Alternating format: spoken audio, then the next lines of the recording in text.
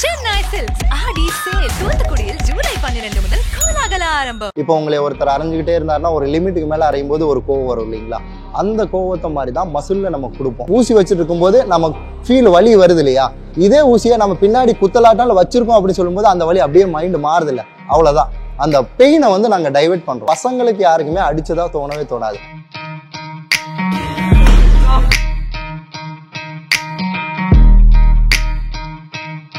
இந்த 60 நாள் சேலஞ்ச் நம்ம பண்ணணும் அப்படிங்கிற ஐடியா எப்படி வந்துச்சு? இது ஆரம்பத்துல ஜிம் ஆரம்பிச்சதுல இருந்து நாங்க ஸ்டார்ட் பண்ணி போயிட்டு இருக்கோம். இங்க இருந்து அவங்க போகும்போது ஒரு ட்ரெயினர் கான்செப்ட்ல தான் போவாங்க. நிறைய விஷயத்த கத்துக்கிட்டு அதுக்கப்புறம் அவங்களுக்கு நாங்க தேவையே பட மாட்டோம். ஒரு 100 kgக்கு மேல உள்ளவங்க அவங்க உடம்ப வந்து கண்டிப்பா ஃபிட்னஸாவே பார்க்க முடியாதுன்னு நினைக்கிறாங்க இல்லைங்களா? அவங்களுக்கு இது 100% வந்து அவங்களுக்கு நம்பிக்கை.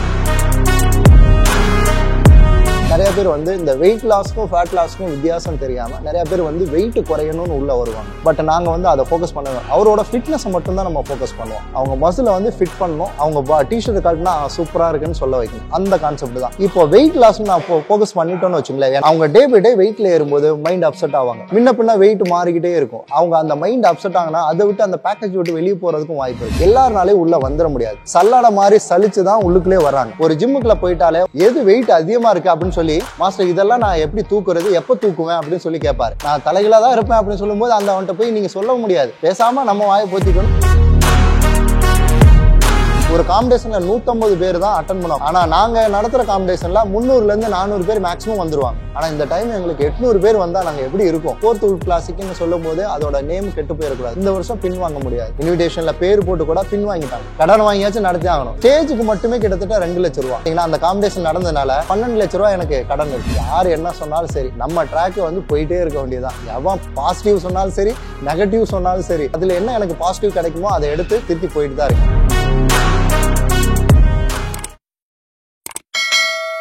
நான் வந்து முக்கியமா உங்கள்கிட்ட பேச நினைக்கிற ஒரு விஷயம் என்னன்னா இந்த 60 நாள் சேலஞ்ச். ஏன்னா இது நீங்க இன்ஸ்டால போட்டீங்க, அதுக்கு நிறைய கமெண்ட்ஸ் வந்துச்சு. எப்படி சாத்தியம்? அதாவது சாதாரண மக்களை தாண்டி நான் அந்த கமெண்ட்ஸ் பார்த்துருக்கவங்க பாதி பேர் என்னன்னா ஆல்ரெடி ஃபிட்னஸா இருக்கவங்களா இருக்கட்டும், இல்ல ஜிம் பேர் வச்சவங்களா இருக்கட்டும், நிறைய ஜிம் பேர் வச்சிருந்த ஆட்களே வந்து கமெண்ட் பண்ணியிருந்தாங்க. ஸோ ஜிம் ட்ரெயினர்ஸா இருப்பாங்க. எல்லாருமே வந்து என்னன்னா 60 நாள்ல நீங்க எப்படி ஒருத்தனை ட்ரெயின் பண்ணுவீங்க? ஸோ அவன் எப்படி வந்து சாத்தியமாகும், 60 நாளைக்கு அப்புறம் அவனால் எப்படி அதை வந்து கண்ட்ரோலாக கொண்டு போக முடியுன்றது தான் ஒரு கேள்வியாகவே இருக்கு. ஸோ இது எல்லாத்துக்குமே நீங்கள் இப்போ பதில் அளிக்க போறீங்க. இது சாத்தியமா இல்லையா அப்படின்னு சொல்லி இல்லை சொல்லுங்க. கண்டிப்பா இது எப்படின்னா, நம்ம அந்த 60 நாள் நம்ம ஸ்டார்ட் பண்ணுறதுக்கு முன்னாடியே அவங்க பாடி கண்டிஷன் என்ன லெவலில் இருக்குன்னு சொல்லி முதல்ல செக் பண்ணுறோம். அந்த பாடிக்கு ஏற்ற மாதிரி முதல்ல ஃபிட்னஸில் ஏற்கனவே பண்ணியிருக்காங்களா, ஏற்கனவே பண்ணலையா, இல்லை ஃப்ரெஷ்ஷாக உள்ளே வராங்களா அப்படின்னு சொல்லிட்டு அந்த 60 நாளுக்கு முன்னாடியே அவங்களுக்கு அந்த மெத்தட்ஸ் எல்லாம் சொல்லி கொடுத்து அவங்க பாடி கண்டிஷன்லாம் கொஞ்சம் கொஞ்சமாக நம்ம சேஞ்ச் பண்ணுறோம், ஸ்ட்ரென்தன் பண்ணோம். இதுக்கு ஈஸியாக சொல்லணும்னா அவங்க பாடி கண்டிஷனை வந்து ஸ்ட்ரென்தன் பண்ணி தான் அந்த கோர்ஸுக்குள்ளே நம்ம கொண்டு வரோம். மொத்தம் பார்த்தீங்கன்னா மேக்ஸிமம் ஒரு 30 நாளில் அவர் பாடி கண்டிஷன்லாம் கொஞ்சம் கொஞ்சமாக நான் சேஞ்ச் பண்ணி கொஞ்சம் கொஞ்சமாக 60 நாளைக்கு முன்னாடியே புஷ் பண்ணி அதுக்கப்புறம் தான் இந்த 60 நாள் சேலஞ்சினும் கோர்ஸே ஸ்டார்ட் பண்ணுறோம். டே 1 என்னைக்கு ஸ்டார்ட் பண்ணுறோம் அப்படின்னு சொன்னோம்னா, நான் ட்ரைனிங் டேக் ஓவர் எடுத்ததுக்கப்புறம் அதுலேருந்து உங்களுக்கு 60 நாள் ஸ்டார்ட் ஆகிடும். 60 நாளில் ஸ்டார்ட் பண்ணி நம்ம அந்த டே 1 ஸ்டார்ட் ஆனோன்னா 60 நாளில் ஃபினிஷ் பண்ணுறோம். இது வந்து நம்ம ஃபினிஷ் பண்ணும்போது கொஞ்சம் போ புஷ் ஆகிட்டே போகும். ஃபஸ்ட்டு வந்து 1 ஹவரில் morning 1 hour, evening 1 hour training இருக்கும். அதுக்கப்புறம் ஒரு 1.5 மணி நேரம், மார்னிங் 1.5 மணி நேரம், ஈவினிங் 1.5 மணி நேரம். லாஸ்ட் 1 மந்த் பார்த்தீங்கன்னா ஒரு 3 டைம் ஒர்க் அவுட் இருக்கும். 3 டைம் ஒர்க் அவுட் ஒரே நாளையில் 3 டைம் ஒர்க் அவுட் போகும். அந்த மாதிரி ஷெட்யூல்ஸை மாற்றிக்கிட்டே இருக்கும். அது போக அவருக்கு வாரம் என்ன சாப்பிட்ணும் அப்படிங்கிறத வாரம் அவருக்கு ஏற்ற மாதிரி diet plan, work out plan எல்லாமே சேஞ்ச் பண்ணிகிட்டே இருக்கும். அதுக்கு இல்லாமல் நிறைய பேர் வந்து இந்த வெயிட் லாஸ்க்கும் ஃபேட் லாஸ்க்கும் வித்தியாசம் தெரியாமல் நிறைய பேர் வந்து வெயிட் குறையணும்னு உள்ளே வருவாங்க. பட் நாங்கள் வந்து அதை ஃபோக்கஸ் பண்ணுவோம். அவரோட ஃபிட்னஸை மட்டும்தான் நம்ம ஃபோக்கஸ் பண்ணுவோம். அவர் என்ன கான்செப்ட்னா வெயிட் லாஸுக்கும் ஃபேட் லாஸுக்கும் டிஃப்ரென்ஸ் சொல்லுவோம். அவர் வந்து ஃபேட் லாஸ் தான் அவர் ஃபிக்ஸ் பண்ணுற மாதிரி இருக்கும்.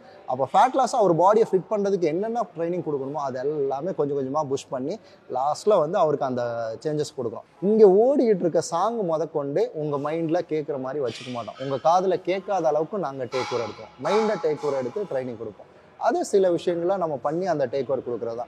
இதில் வந்து கான்செப்ட் என்னென்னா அப்படி சொன்னோம்னா, கொஞ்சம் ஃபீஸ் வந்து நிறைய பேர் வந்து இந்த ஃபீஸ் ஸ்ட்ரக்சர் வந்து ரொம்ப காஸ்ட்லின்னு சொல்லிட்டு இருப்பாங்க. அந்த 3 மாத பேக்கேஜ் வந்து ஒட்டுக்க முன்னாடியே வாங்கும்போது இதான் ஃபீஸ் ஸ்ட்ரக்சர் சொல்லும்போது அவங்க இதுக்கெல்லாம் ஓகேனா மட்டும் நீங்கள் சைன் பண்ணுங்க சொல்லுங்கள். ஏன்னா ஃபஸ்ட்டு வந்து எல்லாருக்குமே வெளியிலேருந்து பார்க்கும்போது எப்படி இருக்கும் அப்படின்னு சொன்னோம்னா, போனவொடனே 60 நாளில் ஒரு 6 பேக் கொண்டு வந்துடுறாங்க அப்படின்னு சொல்லுவோம். அந்த 60 நாள்னு சொல்லும்போது அது உழைக்கிறதுக்கு முதல்ல அவர் தயாராக இருக்காரான்னு நம்ம செக் பண்ணணும். யார் உழைக்கிறவங்க உள்ளே வருவாங்கன்னா எல்லாருனாலையும் உள்ளே வந்துட முடியாது. யாராச்சும் நிறையா வந்து அவங்களுக்கு வந்து பேடாக ஏதாச்சும் நிறையா பேர் சொல்லியோ ஒரு சேஞ்சஸ் கொடுக்கணும். ஒரு கமிட்மெண்ட்டில் உள்ளவங்க சல்லடை மாதிரி சலிச்சு தான் உள்ளுக்குள்ளே வர்றாங்க. கண்டிப்பாக நம்ம பண்ணி ஆகணும், ஏன்னா ஃபீஸ் கொடுத்துருக்கோம் அப்படின்னு சொல்லி.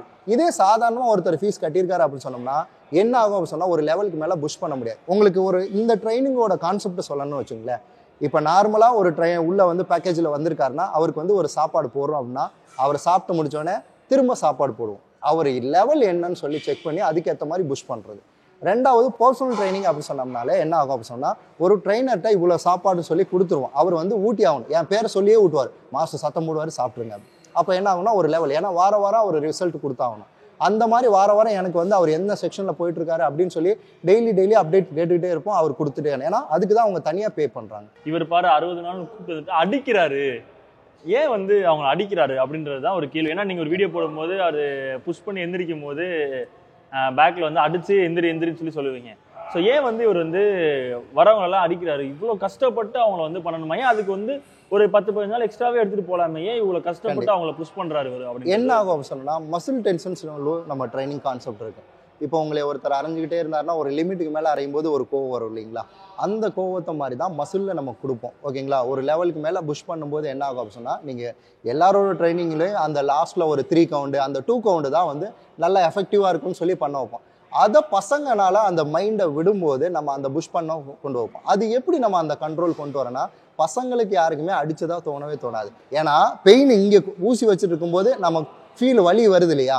இதே ஊசியை நம்ம பின்னாடி குத்தலாட்டால வச்சிருக்கோம் அப்படின்னு சொல்லும்போது அந்த வலி அப்படியே மைண்டு மாறுது இல்லை, அவ்வளோதான். அந்த பெயினை வந்து நாங்கள் டைவெர்ட் பண்ணுறோம். அதே மாதிரி இன்னொன்று என்னன்னா, அதே கமெண்ட் செக்ஷனில் வரது என்னன்னா, நான் வந்து 2 வருஷமா வந்து ஒர்க் அவுட் பண்ணுறேன், 3 வருஷமா ஒர்க் அவுட் பண்ணுறேன், என்னாலே வந்து அந்த ஃபிட்னஸ் வந்து கொண்டு வர முடியல. எப்படி ஒரு 60 நாளா கொண்டு வந்துவாரு? அப்ப என்ன கொடுக்குறாரு இவர் பசங்களுக்கு? கண்டிப்பா என்ன பவுடர் யூஸ் பண்றாங்களா, இல்ல ஸ்டெராய்டு யூஸ் பண்றாங்களா, என்னன்னு தெரிய மாட்டேங்குது. நீங்க நான் தான் சொல்றேன் இல்லைங்களா, நீங்க இந்த ஜிம்முக்குல நீங்க எல்லா ஜிம்முக்கும் போவீங்க தானே, எல்லா ஜிம்முக்கும் போவீங்க. நீங்க ஒரு நான் கேமராமேன்ட்டையும் சொல்லிடுறேன், ஓரலா ஒரு வீடியோ ஒன்று காட்டிடுங்க. இங்க எந்த கிளைண்ட் பக்கத்துல ப்ரோட்டீன் ஷேக்கர் வச்சிருக்காங்கன்னு பாருங்க. இப்போ ஒரு கிட்டத்தட்ட ஒரு 40-50 பேர் இருக்காங்கன்னு வச்சுங்களேன். அந்த 50 பேர்ட்ட யார்ட்டாச்சும் ஒருத்தர் ஷேக்கர் பாருங்க, ஏன் வச்சிருக்கல? நீங்க பொறுத்த அளவுக்கு நேச்சுரல் ஃபிட் தான். அது தனியா வந்து என்ன பண்றாங்க அப்படின்னு சொன்னா இந்த கான்செப்ட். ஏன்னா இது எங்கிருந்து எடுக்கிறோம்னா நிறைய கோச்சுக்கிட்ட நம்ம கத்துக்கிட்டே இருக்கோம். ஒவ்வொரு கோச்சுக்கிட்ட ஒவ்வொரு ஸ்பெஷல்னு இருக்கும். அதுல எடுத்து நம்ம என்ன பண்ண முடியும் அப்படிங்கறத ஒரு விஷயத்த டேக் ஓவர் எடுத்து பண்ணோம். இன்னைக்கு கத்துக்கிறதுக்கு யார் சார் தயாரா இருக்கா? ஒவ்வொரு கோச்சுக்கிட்ட ஒவ்வொரு ஸ்பெஷல் இருக்கு. இன்னைக்கு குழந்தைகிட்ட கத்துக்கிட்டாலே குனிஞ்சு கத்துக்கலாம் அப்படின்னு சொல்லுவாங்க. இன்னைக்கு கத்துக்கிறதுக்கு யாரும் தயாரா இல்லை. இன்னொரு கோச்சுக்கிட்ட இருந்து போய் கத்துக்கணும்னா ஃபீஸ் பே பண்ணணும், இன்வெஸ்ட்மெண்ட் பண்ணணும். பண்றதுக்கு இன்னைக்கு யாரும் தயாரா இல்லை. அப்போ அவங்களால முடியாத ஒரு விஷயத்த நம்ம சொல்லும் போது என்ன ஆகுனா அவங்க அது இது பண்ண மெயின் விஷயம் இது மைண்டு கண்ட்ரோல். அவங்களால முடியுங்கிற ஒரு விஷயத்த நம்ம காட்டுறோம். ஒரு ஜிம்முக்குள்ள போயிட்டாலே ஒரு தம்பிள்ஸை பார்க்குறாரு, ஒருத்தர் புதுசாக ஒருத்தர் வந்து பார்க்குறாருன்னா 2.5 கிலோ தம்பிளை பார்க்க மாட்டார். எது வெயிட் அதிகமாக இருக்குது அப்படின்னு சொல்லி, மாஸ்டர் இதெல்லாம் நான் எப்படி தூக்குறது, எப்போ தூக்குவேன் அப்படின்னு சொல்லி கேட்பாரு. ஒரு ட்ரைனர் நார்மல் ட்ரைனராக இருந்தாலும் சொல்லுவேன், நான் பண்ணுறதுக்கே 2 வருஷம் ஆச்சு, இவர் வந்தவனே தூக்குறதுக்கு ஆசைப்படுறாரு அப்படின்னு. இங்கே அப்படி கிடையாது. தூக்கணும்னு சொன்னால் தூக்கு, நான் நிற்கிறேன் இங்கே, உழைக்கிறதுக்கு தயாராக இருக்க, நீ வேணும் தூக்கணும்னு ஆசைப்பட்ட தூக்கு. ஆனால் அது இப்போ மசில் ஏதாவது ஆயிடாதா? அதாவது எடுத்தவனே ஒரு 10 கிலோ வெயிட் வந்து ஒருத்தவங்க தூக்க சொல்லும் போது கண்டிப்பா அறியாமலே இந்த மசில் ஏதாவது வெயிட் அவர் ஆசைப்பட்டார் இல்லைங்களா, அந்த பொசிஷன் எல்லாம் சொல்லி கொடுத்து அதுல ஒரு அனுபவம் கிடைக்கும்ல. நான் 2.5 கிலோ தூக்காம நான் டைரக்டா நான் 10 கிலோ தூக்க போறேன் அப்படின்னு சொன்னோம்னா அதுக்குண்டான அனுபவம் இருக்கணும். அது எல்லாத்தையும் நீங்க சொல்லிடுவீங்களா? டைரக்டா 10 கிலோ தூக்கணும்னா நம்ம மசில் எல்லாமே கண்டிப்பா நான் தான் சொல்லுவேன்ல, எல்லாத்தையும் சொல்லி கொடுக்காம சொல்லியும் அதை கேட்காம நான் பண்ணணும்னு சொல்லும் போது நீங்க ஒண்ணுமே பண்ண முடியாது அந்த இடத்துல. சரி தூக்கு. அப்போ என்ன பண்ணா நீங்க அவங்கள்ட்ட நீங்க பேசவே முடியாது. அவன் என்ன பண்ணுவான் அப்படின்னு சொன்னா, நான் தலைகளாக தான் இருப்பேன் அப்படின்னு சொல்லும்போது அந்த அவன்கிட்ட போய் நீங்க சொல்ல முடியாது. பேசாம நம்ம வாயை போத்திக்கணும், நீ தூக்குன்னு தான் சொல்லணும். ஓகேங்களா? இதே வந்து நம்ம ஒரு கிளைண்ட் ஒரு நல்ல ஒரு ட்ரைனிங் ஹெவியா பண்ணிட்டு இருக்காரு, அந்த இடத்துல வந்து ஒரு 50 கிலோல இருந்து 60 கிலோவுக்கு ரீச் ஆகுறாரு அப்படின்னு சொல்லும்போது, அவர் 50 கிலோவை டச் பண்ணியிருக்காரு அப்படின்னு சொல்லும்போது அந்த இடத்துல வந்து அவரு அடுத்த லெவலில் அவர் அடிக்கணும், அடுத்த லெவலில் க்ரோத் பண்ணணும். அப்படிங்கிறப்போ அவருக்கு ஒரு தன்னம்பிக்கை கொடுப்போம் இல்லைங்களா, நான் நிக்கிறேன் நீ பண்ணு அப்படிங்கிற தன்னம்பிக்கை கொடுக்கறதும் அதே ட்ரைனர் தான். அதே மாதிரி இன்னொரு கேள்வி என்னன்னா, இப்போ 60 நாள், அதாவது உங்க படி பார்த்தா 90 நாள், முன்னாடி ஒரு 30 60. ஸோ இந்த 60 நாள் நீங்க ஃபிட்னஸ்லாம் கொடுத்துடுறீங்க, எல்லாம் ஓகே, உங்க பேக்கேஜ் முடிஞ்சிருது, அவங்க கிளம்பிடுறாங்க. ஸோ இதுக்கப்புறம் அவங்க பாடி அப்படியே மெயின்டைன் ஆகுமா? அதுக்கப்புறம் அவங்க என்ன பண்ணுவாங்க, என்ன பண்ணணும்? ஏன்னா அது நீங்க ஒரு செக்ஷன் முடிச்சிட்டுறீங்க, நீங்க ஒரு போட்டோ ஷூட் பண்றேன்னு சொல்றீங்க, போட்டோ ஷூட் எடுத்துட்டு அனுப்பிடுறீங்க, ஏன்னா அதோட உங்க வேலை முடிஞ்சிருச்சு அந்த இடத்துல. இதுக்கப்புறம் அவங்க என்ன பண்ணணும் அதை வந்து மெயின்டைன் பண்றது? அவங்க ஒர்க் அவுட்டுக்கு முன்னாடி வர்றதுக்கு முன்னாடி எவ்வளோ விஷயங்கள் பண்ணிருந்தாலும் இங்கே உள்ளுக்குள்ள வந்தவொடனே அந்த ஃபுட்டோட அவேர்னஸ் கொடுத்துரும். இது சாப்பிட்டா இது பிரச்சனை ஆகுதுன்னு சொல்லி கொடுத்துரும். அப்போ ஆல்மோஸ்ட் வந்து அதுல இருந்து அவங்க நல்லா நாலேஜ் கத்துக்கிறாங்க. இங்க எவ்வளோ கஷ்டப்பட்டு நம்ம உருவாக்கிடுவோம். ஒரு வடையை எடுத்து சாப்பிடும்போது இங்கே ஞாபகம் வரும். ஓகேங்களா? அதாவது ஒரு சாப்பாடை நம்மளுக்கு பிடிச்சிருந்த சாப்பாடை ஒரு வடையா இருந்தாலும் சரி, ஒரு வடையா ஸ்நாக்ஸாக சாப்பிட்டா பிரச்சனை இல்லை. அதுவே டிஃபனாக சாப்பிட்டா இது எல்லாமே அவங்களுக்கு கற்றுக் கொடுத்துருவோம். இங்கேருந்து அவங்க போகும்போது ஒரு ட்ரெயினர் கான்செப்டில் தான் போவாங்க. நிறைய விஷயத்த கற்றுக்கிட்டு அதுக்கப்புறம் அவங்களுக்கு நாங்கள் தேவையே பட மாட்டோம். இந்த 60 நாள் சேலஞ்ச் நம்ம பண்ணணும் அப்படிங்கிற ஐடியா எப்படி வந்துச்சு உங்களுக்கு? இது ஆரம்பத்தில் ஜிம்மு ஆரம்பிச்சதுல இருந்து நாங்கள் ஸ்டார்ட் பண்ணி போயிட்டு இருக்கோம். நிறைய பேரை உருவாக்கியிருக்கோம். ஜிம்மு வந்து ஒரு 800 ஸ்கொயர் ஃபீட்டில் ஆரம்பிச்சதுல இருந்து ஒரு பேக்கேஜ் மாதிரி கொண்டு வந்தோம் 60 நாள் சொல்லி. இந்த 60 நாள் பேக்கேஜ் அப்பையிலேருந்து இப்போ வரைக்கும் போயிட்டே தான் இருக்குது. ஃபஸ்ட்டு சின்ன ஜிம்மில் இருக்கும்போது கொஞ்சம் லோ காஸ்ட்லேருந்து ஒவ்வொரு பேக்கேஜும் மாற்றி இன்றைக்கி ஓரளவு காஸ்ட் வைஸில் வச்சுருக்கோம். அந்த மாதிரி மாற்றிக்கிட்டே தான் போயிட்டுருக்கோம். நிறைய பேரை உருவாக்கி விட்டுட்டே தான் இருக்கோம். இன்றைக்கி நிறைய பேர் இந்த 60 நாள் சேலஞ்சு ரெடி ஆகிட்டு போனவங்க, நிறைய பேர் ட்ரெயினர்ஸாகவும் இருக்காங்க. நிறைய பேர் வந்து ஜிம்மு ஓனா வச்சுட்டாங்க. நிறைய பேர் ஓன் ஜிம்மே நிறைய பேர் வச்சுட்டாங்க. அதுக்கு காரணம் என்னன்னா, அவங்க வரும்போது ஏதாச்சும் ஒரு சேஞ்சஸ் கொடுக்கணும் அப்படின்னு சொல்லி வராங்க. நிறைய பேர் பார்த்தீங்கன்னா, எனக்கு நிறைய பாசிட்டிவாக இருக்கிறது பார்த்தீங்கன்னா, ஒரு 100 kgக்கு மேலே உள்ளவங்க அவங்க உடம்ப வந்து கண்டிப்பாக ஃபிட்னஸாகவே பார்க்க முடியாதுன்னு நினைக்கிறாங்க இல்லைங்களா? அவங்களுக்கு இது 100% வந்து அவங்களுக்கு நம்பிக்கை வரும். ஏன்னா இப்போ 100 kg ஒருத்தவங்க உள்ள வராங்கன்னா இந்த 60 நாள் எவ்வளவு கேஜிஸ் வந்து அவங்களுக்கு 90 நாளா போடுவோம். 90 நாள்ல எவ்வளவு கேஜி வந்து மேக்ஸிமம் ரெடியூஸ் ஆகும்? இப்போ மேக்ஸிமம் கேஜி நம்ம ஃபோக்கஸ் பண்ணவே மாட்டோம். எனக்கு தெரிஞ்ச மேக்ஸிமம் கேஜிக்குள்ளேயே போக மாட்டோம். வெயிட் ஸ்கேலவே நம்ம பக்கத்தில் வைக்க மாட்டோம். ஏன் வெயிட் ஸ்கேலை உள்ள கொடுக்க மாட்டோம் அப்படின்னு சொன்னா, ஃபேட் லாஸ்க்கும் வெயிட் லாஸ்க்கும் நிறைய டிஃப்ரென்ஸ் இருக்குது. அவங்களோட ஃபுல்லாக பொறுத்தளவுக்கு ஃபிட்னஸை மட்டும்தான் நம்ம ஃபோக்கஸ் பண்ணுவோம். பாடியோட ஷேப் தான். ஓகேங்களா? அவங்க மசிலை வந்து ஃபிட் பண்ணணும். அவங்க டிஷர்ட் கழட்டினா சூப்பராக இருக்குன்னு சொல்ல வைக்கணும். அந்த கான்செப்ட் தான். இப்போ வெயிட் லாஸ் நான் ஃபோக்கஸ் பண்ணிட்டோன்னு வச்சுங்களேன், எனக்கு வெயிட் இவ்வளோ குறையணும்னு சொல்லிட்டாங்கன்னா, அவங்க டே பை டே வெயிட்டில் ஏறும்போது மைண்ட் அப்செட் ஆவாங்க. ஒரு நாள் குறையல அப்படின்னா முன்ன பின்ன வெயிட் மாறிக்கிட்டே இருக்கும். அவங்க அந்த மைண்ட் அப்செட் ஆகுனா அதை விட்டு அந்த பேக்கேஜ் விட்டு வெளியே போகிறதுக்கும் வாய்ப்பு இருக்குது. அதனால வந்து இங்கே பொறுத்த அளவுக்கு வந்து யாரையுமே வந்து தவறாக பேசிடக்கூடாது. இங்கே எதை நினச்சி உள்ளே வராங்களோ ஒவ்வொரு கிளைண்ட்ஸும் வந்து அவரை பார்த்து இந்த குண்டா இருக்குன்னு சொல்கிறதும் சரி, இங்கே யாரையுமே வந்து ஷேமிங்கை பற்றி யாராச்சும் வந்து பேசினாங்கன்னா உடனடியாக மிகப்பெரிய ஸ்ட்ரிக்டாக ஆக்ஷன் எடுப்போம். அதனால யாரை பற்றியும் பேசவும் மாட்டாங்க.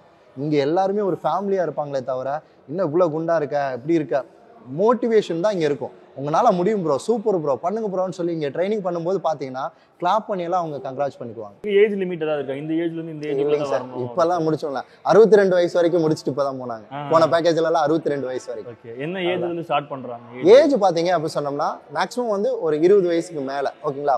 20 வயசுக்குள்ள யாராச்சும் வரணும் அப்படின்னு சொன்னா பேரண்டோட கைட்னஸோட வரும். பேரண்ட் கம்பல்சரி வந்து எனக்கு வந்து அவங்க சொல்லாம யாரும் நிறைய பேர் வந்து பசங்க என்ன பண்ணிடுவாங்கன்னா ஊர்ல இருந்து கிளம்பி, ஏன்னா இப்போ ஸ்கூல் முடிச்சுட்டு காலேஜ் போறதுக்குள்ள இந்த நம்மளும் இந்த 60 டேஸ் சொல்லுவாங்க பாடி வந்து ஏதாவது பண்ணிடுவாங்க. அதனால வந்து பேரண்ட் கம்பல்சரி வந்து அக்செப்ட் பண்ணிக்கணும். சில பேர் வந்து இந்த தப்பான ட்ராக்ல போனாங்கன்னா பேரண்ட் வந்து அந்த டிசிப்ளின்கோசரம் கொண்டாந்து விடுறாங்க.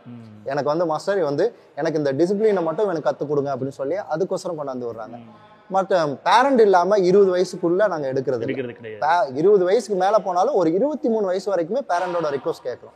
ஓகேங்களா? ஓகேவா, இது என்ன உங்களுக்கு ஓகேவான்னு சொல்லிட்டு கேட்டுட்டு தான் நம்ம அக்செப்ட் பண்றோம். அதுக்கு மேல எல்லாமே வந்து அவங்க ஓன் டிசிஷன் தான். அதனால பிரச்சனை கிடையாது. அதே மாதிரி இப்ப கடைசியா ஒரே ஒரு கேள்வி என்னன்னா, நீங்க நிறைய அந்த ஜிம் ஒர்க் அவுட் பண்றது எல்லாமே பார்த்துருப்பீங்க. ஆனா இதுக்கான அடிப்படை வசதியே இல்லாம நிறைய பேர் இருப்பாங்க. ஏழை குழந்தைகள் இருப்பாங்க, ஊனமுற்றோர் இருப்பாங்க. அவங்களுக்கு இந்த ஜிம்ல போய் ஒர்க் அவுட் பண்ணணுன்ற ஒரு ஆசை இருக்கும். அதே மாதிரி நிறைய பெண்கள் இருப்பாங்க. ஏன்னா இப்ப சமீபத்துல பாத்தீங்கன்னா இவங்களுக்குலாம் அவார்டா, இந்த பெண்ணுக்குலாம் அவார்டான்னு சொல்லிட்டு பார்த்துருப்போம். ஏன்னா அதுல வந்து அதோட கமெண்ட்ஸ் என்னன்னா, நானும் ஃபிட்னஸ் ஃப்ரீக்கா இருக்குன்னு ஆசைப்படுறேன், எனக்கான உடல் அமைப்பு இருக்கு, நான் வீட்டுல இருந்தே ஒர்க் அவுட் பண்றேன், ஆனா என்னால வந்து ஜிம்முக்கு போய் ஒர்க் அவுட் பண்றது காசு இல்லை, இருந்திருந்தா என்னோட திறமையை நான் வெளிக்காட்டிருக்க முடியும் அப்படின்னு தான் நிறைய பேசியிருக்காங்க, நிறைய இது பண்ணியிருக்காங்க. ஸோ அவங்களுக்குலாம் நீங்கள் என்ன பண்ணலாம், இல்லை என்ன சொல்லலான்னு இருக்கீங்க? கண்டிப்பாக நான் மந்த்லி ஒன்ஸ் வந்து ஃப்ரீ செமினார் எடுத்துகிட்டு இருக்கோம் சார். மாதம் பார்த்தீங்கன்னா ஃப்ரீ செமினார் ஒன்று எடுத்துகிட்டு இருக்கோம். நிறைய பேர் என்ன நினச்சிக்கிறாங்கன்னா, இந்த 60 நாள் சேலஞ்சில் நான் போய் பணம் கட்டி தான் பண்ணணும் அப்படின்னு நினச்சிக்கிறாங்க. அது கிடையாது. இங்கே அந்த ஃப்ரீ செமினாரில் அந்த ட்ராக்கை சொல்லி கொடுத்துரும். இதுதான் ட்ராக் அப்படின்னு சொல்லி நம்ம சொல்லி கொடுத்துருவோம். ஓப்பனாகவே உடச்சி சொல்லி கொடுத்துரும். அந்த ஃப்ரீ செமினாரில் நிறைய பேர் லேடிஸு நிறைய பேர் உள்ளே வர்றாங்க. நிறைய பேர் வந்து மெடிக்கல் இஷ்யூஸ் இருக்கவங்க, அவங்களாம் எந்த மாதிரி ட்ரைனிங் பண்ணலாம், பக்கத்தில் ஏதாச்சும் ஒரு ஜிம் இருந்துச்சுன்னா அங்கே என்ன எக்யூப்மெண்ட்ஸ் இருக்குது, அதுக்கேற்ற மாதிரி work out plan, diet plan நாங்களே கொடுத்துறோம். இதை போக நம்ம வந்து யாராச்சும் நிறைய அந்தந்த ஏரியாவில் என்னென்ன ஹெல்ப் வேணுமோ, இந்த ஃபிட்னஸ் ரிலேட்டடாக என்னென்ன சொல்லிக் கொடுக்க முடியுமோ எங்களால் முடிஞ்ச சப்போர்ட் பண்ணிகிட்டு இருக்கோம். ரீசெண்டாக கூட பார்த்தீங்களா 4th உல் கிளாசிக்கு பட்டை கிளப்பின்னு நடந்துச்சு.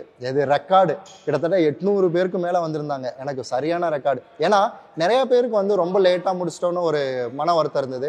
அது காரணம் என்னன்னா, அவ்வளோ பேர் வருவாங்கன்னு எங்களுக்கே நம்பிக்கை இல்லை. ஓப்பனாக சொல்லணும்னா நாங்கள் என்ன பிளான் பண்ணியிருந்தோம்னா, ஒரு காம்படிஷனில் 150 பேர் தான் அட்டன் பண்ணுவாங்க. 150லேருந்து ஒரு 200 பேர் தான் அட்டன் பண்ணுவாங்க மேக்ஸிமம். இந்த லெவலு தான்.